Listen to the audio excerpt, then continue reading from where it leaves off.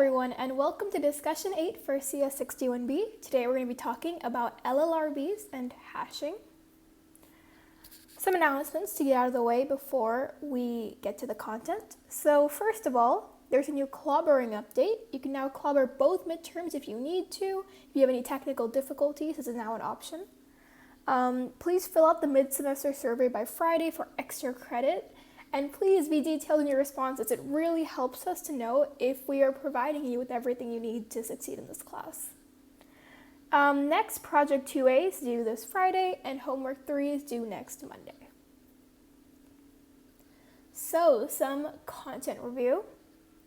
First things first, let's go through B trees. So B trees, also referred to as 2-3 trees, are trees that kind of act similarly to binary trees in that if you're looking at a node, if we're on this node, everything to the left of this node should be less than the items in the node, and everything to the right of this node should be greater than the items in the node. But now we have like a special third option, which is we have two values in the node. So everything in this middle branch should have a value that is between those two values, which you can see here. So you have 1, 2, which are less than 3, 4, 6, which are between 3 and 7, and then 9, which is greater than 7. So each node, the reason we call it a 2-3 tree is each node can have up to 2 items and 3 children. There are variations where you can have 3 items and 4 children. Those are called 2-3-4 trees. We won't get too into them. And the benefit to using a B tree is that every single leaf is the same distance from the root. And so because of that, it always takes log n time to find anything. So adding to a B tree is like the most complicated part of a B tree. So when you add to a B tree, what you're going to do is first you're always going to add something to a leaf node. So we're going to add 5 here. The first step we take is we go through here and we pop 5 between 4 and 6 in this bottom node. However, if you remember from like a couple seconds ago, you can't have 3 things in a node in a 2-3 tree, right? You can only have 2 things. So we have to fix this. And so the way we fix it in a 2-3 tree is we take the middle node and we push it up to the parent. And by doing that, we split this node into 2, as you can see here. So now we have a 3-node branch, a 3-value node, yes, on the top. And we have this branch which contains everything less than 3, this branch which contains everything between 3 and 5, this branch which contains everything between 5 and 7, and then this last branch which contains everything greater than 7. And then again, we have the same problem where we have too many values in a node and too many branches. And so what we're going to do is we're going to do the same popping motion where we take this middle item and we just pop it up to the next level. And we split up the node that it was currently in into 2 separate nodes because obviously if you're pushing up the middle thing, 3 and 7 are not on the same side of 5. 3 is less than 5, 7 is greater than 5. So we end up with 5 at the top with its children, 3 and 7. And then of these four children, we kind of split them up. So 3 takes those 2 and 7 takes those 2. So we end up with this B tree. And as you can see, every single node is still the same distance from the root. At no point in this entire transformation was that not the case. Okay, so B trees are great, awesome, why don't we always use them? So the reason we don't always use B trees is because working with B trees is really annoying in code. So I want you to think back to when you were in lab making your BST tree map, and remember how hard it was to implement like the remove function and some of those other functions? Now imagine implementing those functions, except now nodes can have multiple numbers of values or different amounts of children, and it gets a lot more complicated. And so to kind of avoid that, we use these things called left-leaning red-black trees. And on first glance, LLRBs kind of look a lot like a normal BST, right? Each node here has 2 children. 7 has 9 and 3. 3 has 2 and 6, etc., etc. Very normal looking. However, we have these like special branches which are colored red in this case. And so what these special branches symbolize is a connection between 2 nodes, 2 values that in the B tree representation would be in the same node.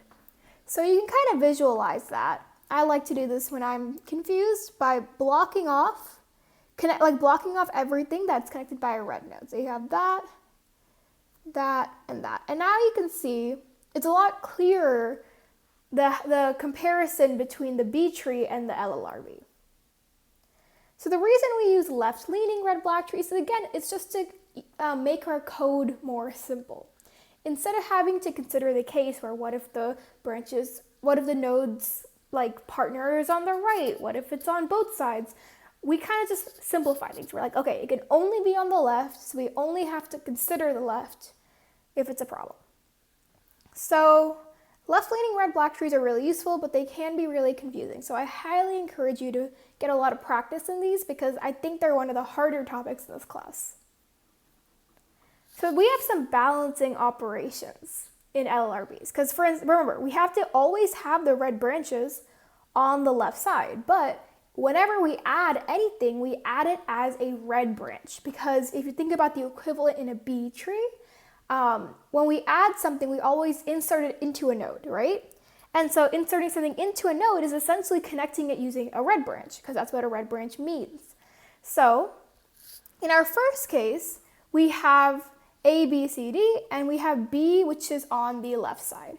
So when you see this in reality, you probably won't see it with C and D, because the situation when you're writing code that you'll see a right branch is when you've just inserted B. And you've just inserted B, and B is less than A, so you've popped it in, and you have to make it a red branch.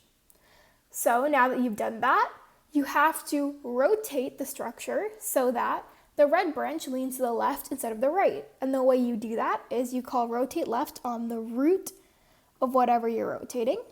And so A takes the place of its left child, B takes the place of the root, and then all the children kind of just fall naturally where they are, right? Because in the original tree, C is kind of between A and B. It's less than A, but it's greater than A, but it's less than B. So C is in a similar position where it's still greater than A and less than B, but it's just on the other side of the tree.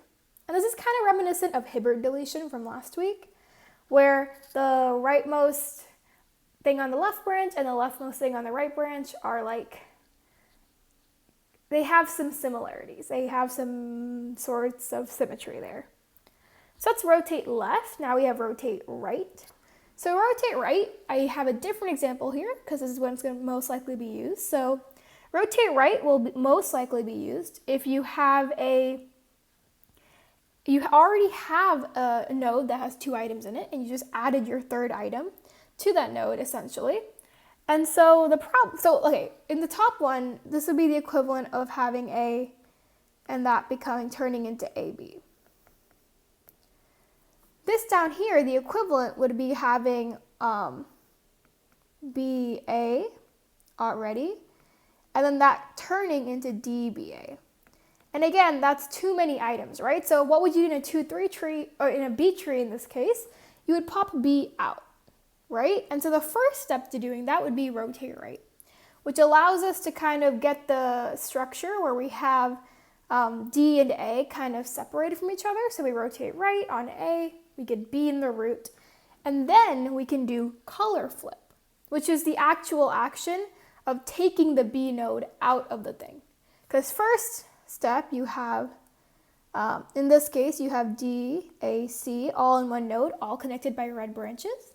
And then when you pop the A out, you end up with A up here, and D, and C.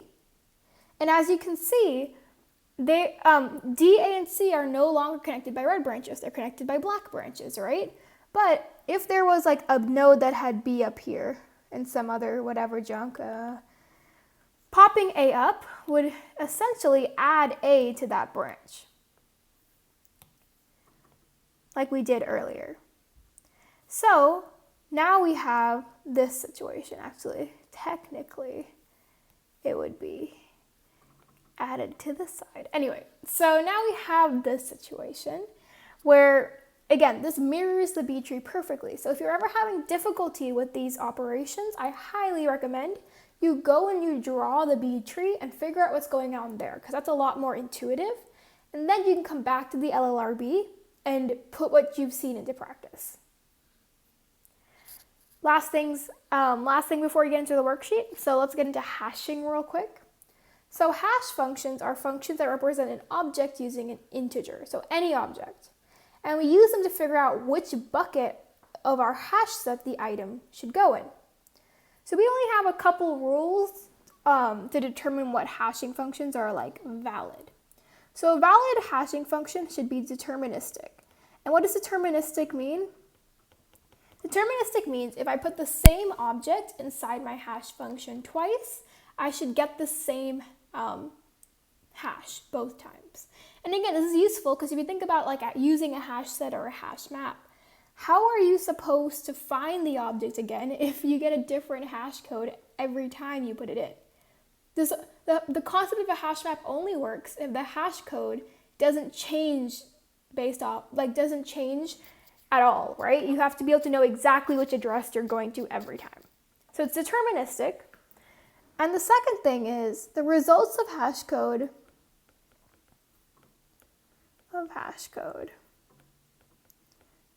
have to be the same as a positive result of equals. So what that means is that if two items are considered equal, then their hash codes have to be the same.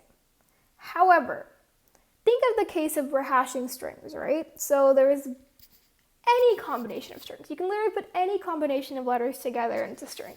And it can be however long too, right? And the thing is, Java has a cap on how big a number can be, right? So integers can be somewhere, a very large number, but it's still a very finite number.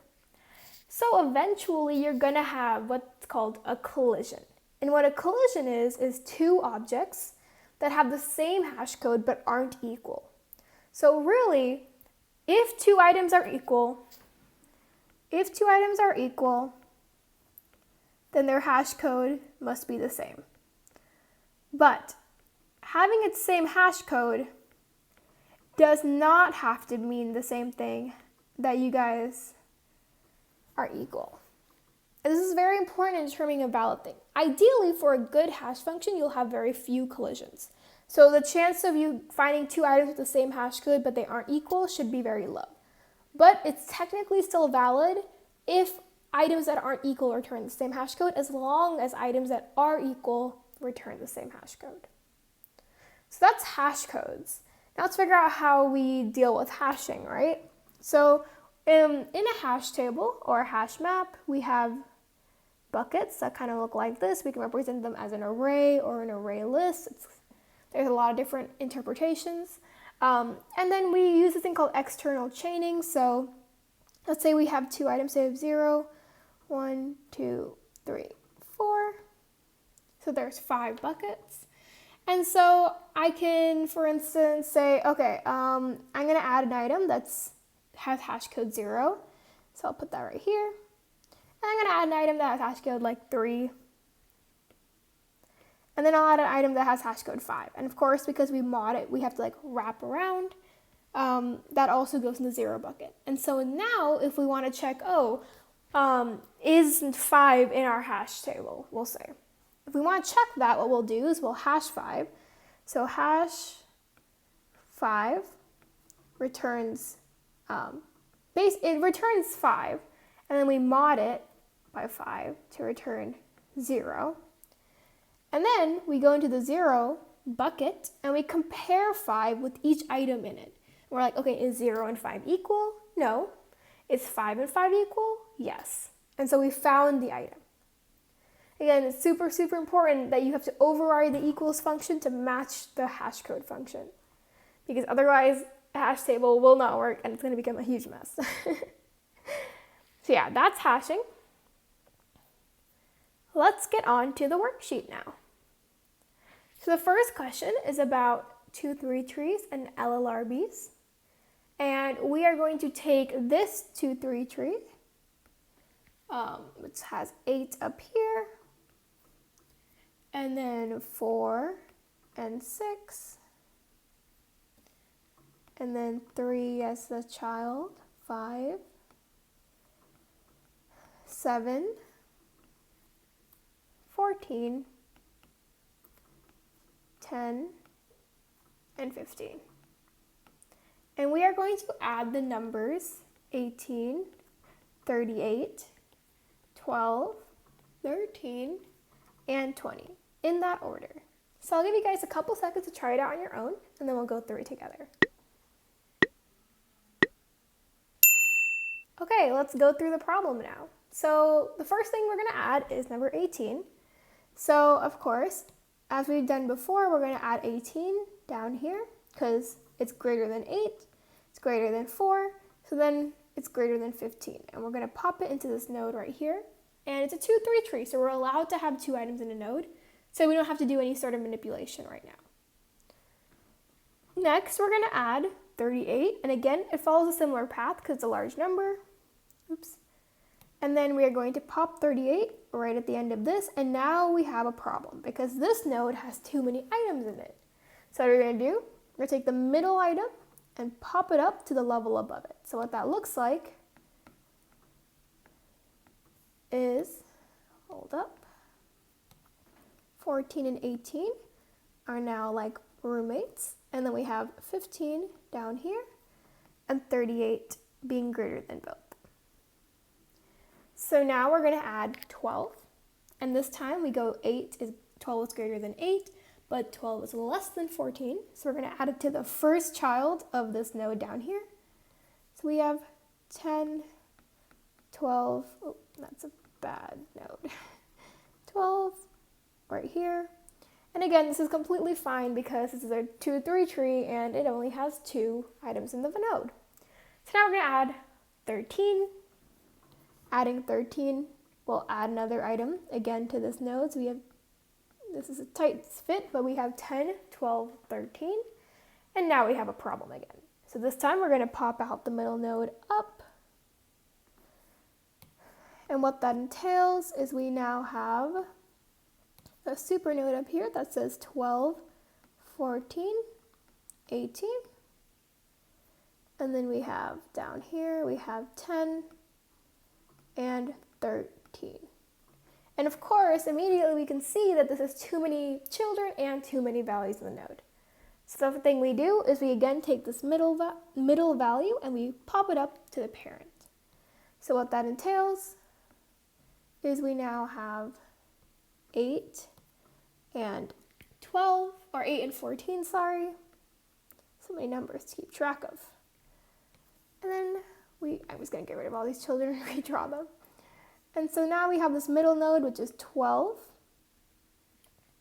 And so 12 has children, 10 and 13, that we took from the left side of our previous node that had 4 children.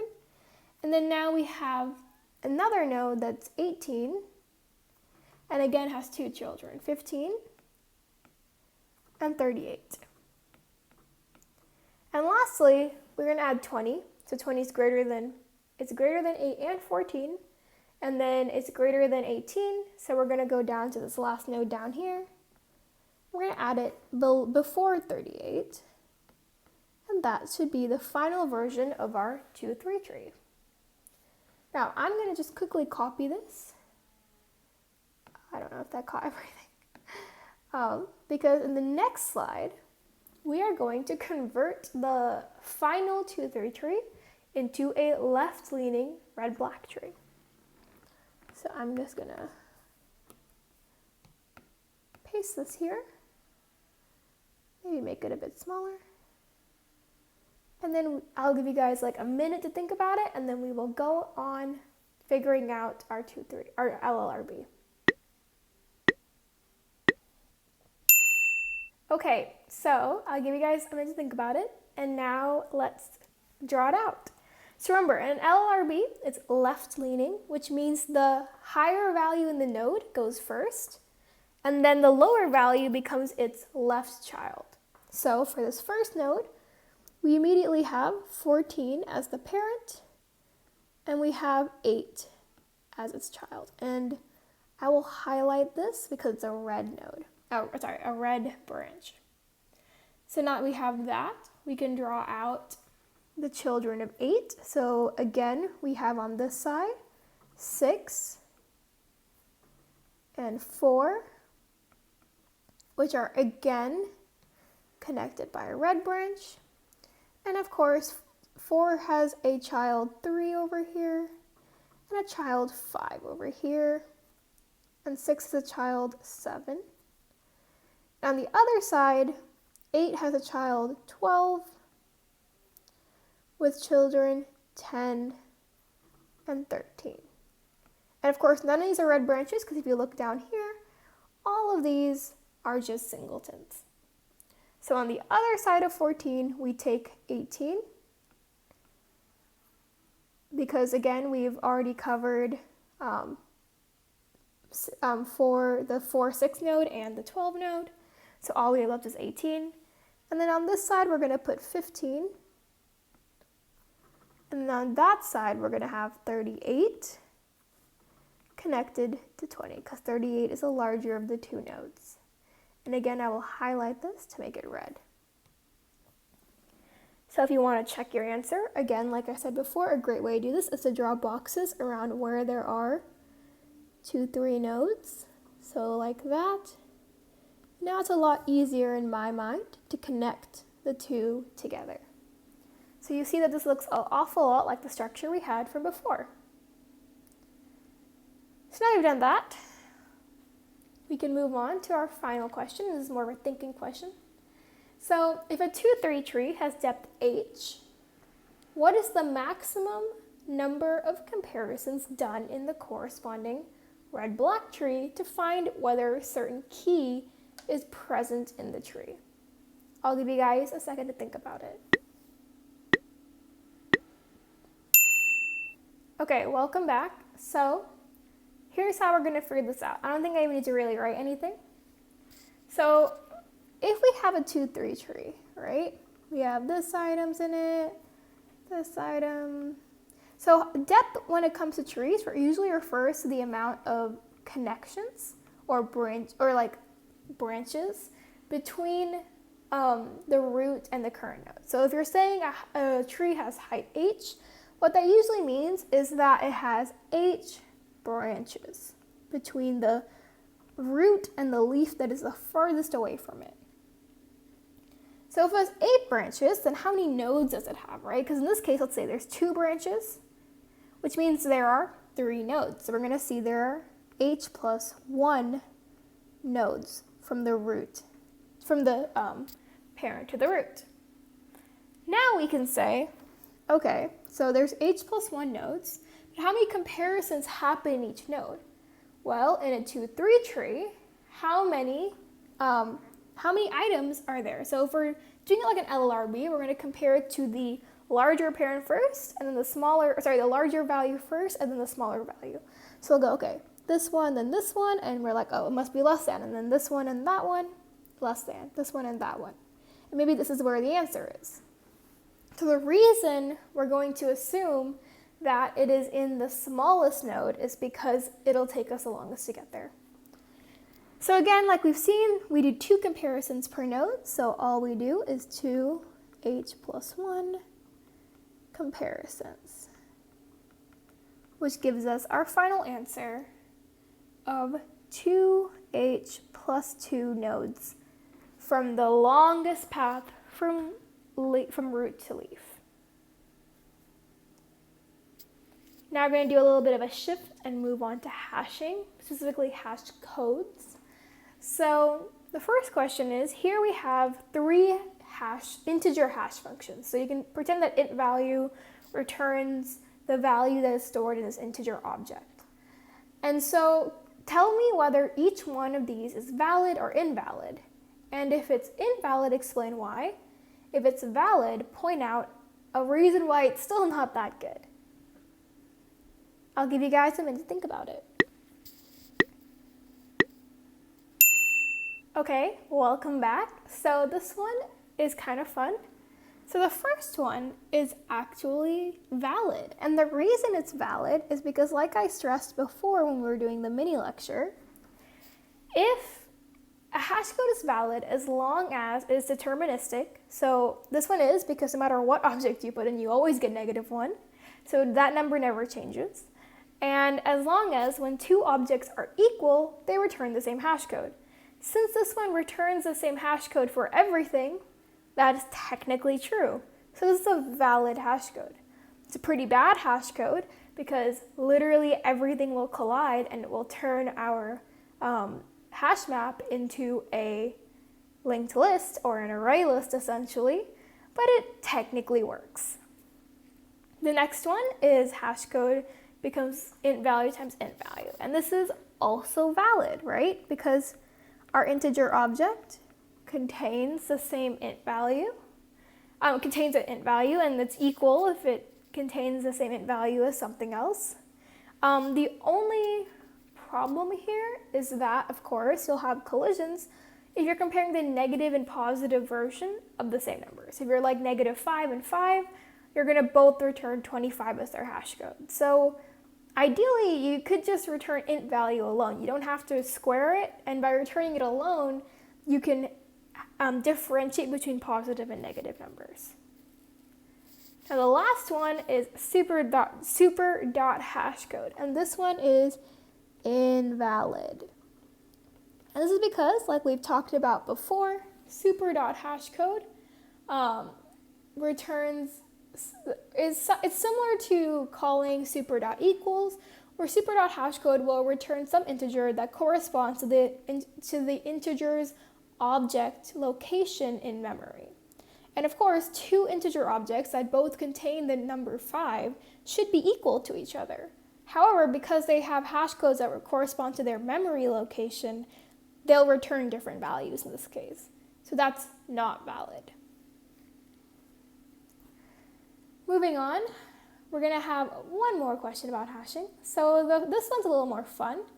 For each of the following questions, answer always, sometimes, or never. So if you modify a key that has been inserted into a hash map, will you be able to retrieve that entry again? And if you modify a value that has been inserted into a hash map, will you be able to retrieve that entry again? I'll give you guys a minute to think about it.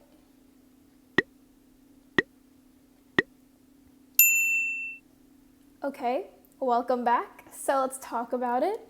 So the first one, you can imagine the key is like some object dog, right? And so there are really two cases here. Let's say we modify it so we change like the name associated with the dog. So the first option is that, okay, the hash code has nothing to do with the name of the dog. So the hash code remains the same. And a dot equals function will remain the same because we still have the exact copy of the dog object that is serving as a key in the hash map. So when we call equals, the name will have changed for both, so they'll return true. The other option is that the hash code does impact the calculation of hash code, in which case we won't be able to find it anymore. Because even though our dog object is still equal to the key, it's now in the wrong bucket. When we call hash code on the dog, we will get a different hash code than the one, we might get a different hash code than the one that is in the bucket, and so we will be looking in the wrong place. There just won't be the object that we're looking for in the bucket we're looking for it in. This is a strong sometimes. Now, if we modify a value that has been inserted, you'll always be able to still get the entry. And this is because things in hash maps are sorted by their key and not by their value. The value is just kind of like something that is kind of attached to the key, like it's just in a sidecar. And so the value is just something we get to the key and then we're just like, give me your value. So you can kind of do whatever you want to the value and it should always work because it's not impacting where the node is stored in your hash map. Okay, so let's just do some more asymptotics problems because that's fun. So these are a little bit trickier than previous ones. They're probably on the trickier side of whatever you'll see in this class. So I will give you guys like a minute to think about it, and then we will talk about this one.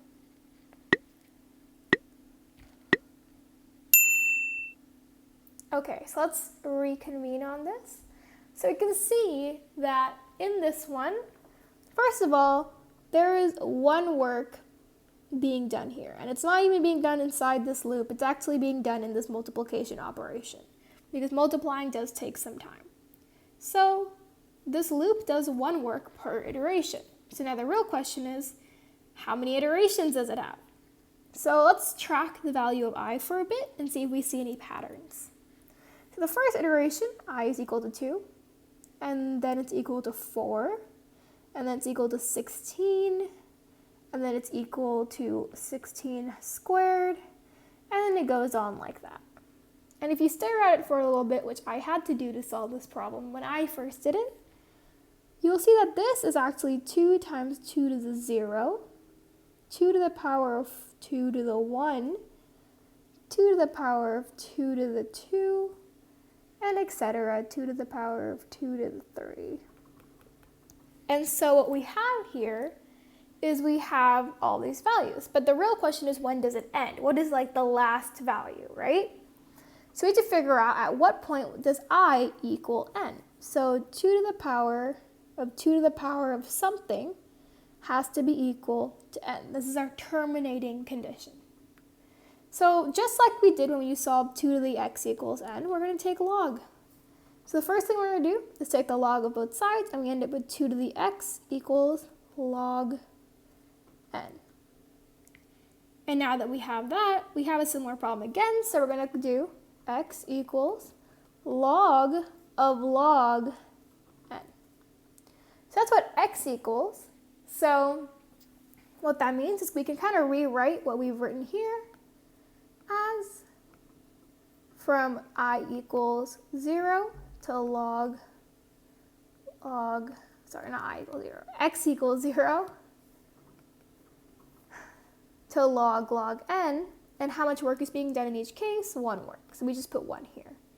And so this becomes just theta of log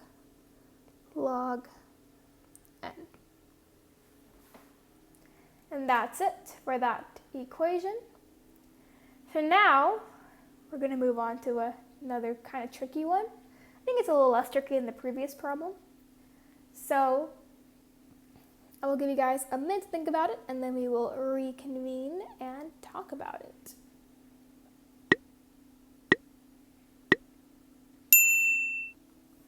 Okay, let's go over this. So here we have 2 for loops, right? So the inner for loop goes from 0 to n. That's pretty simple. All it does is add 1 each time. So this one, it goes through n times. Now the inner for loop is dependent on that outer for loop, right? So the inner for loop, this math.pout is equal to 2 to the I plus 1 minus 1. So what we're going to do is go from j up to there, and we're going to add 2 each time, which is basically the same as adding 1 each time. So we can just pretend that this goes 2 to the I plus 1 times. Minus 1, I guess. But again, constants don't really matter, so we can just kind of get rid of that.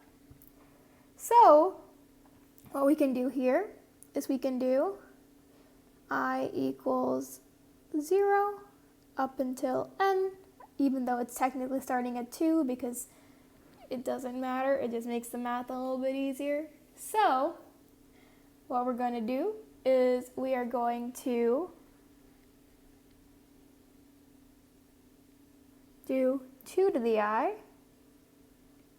plus 1 through this whole thing. And what we end up with is, if you look up how to sum, how to sum up powers of 2, you'll know that summing all the powers of 2 up to any number will actually give you 2 to the I plus, 2 to the n plus 2 minus 1. Because you're summing from everything from 2 to the 1 up until 2 to the n n plus 1. And so that ends up giving you 2 to the n plus 2 minus 1.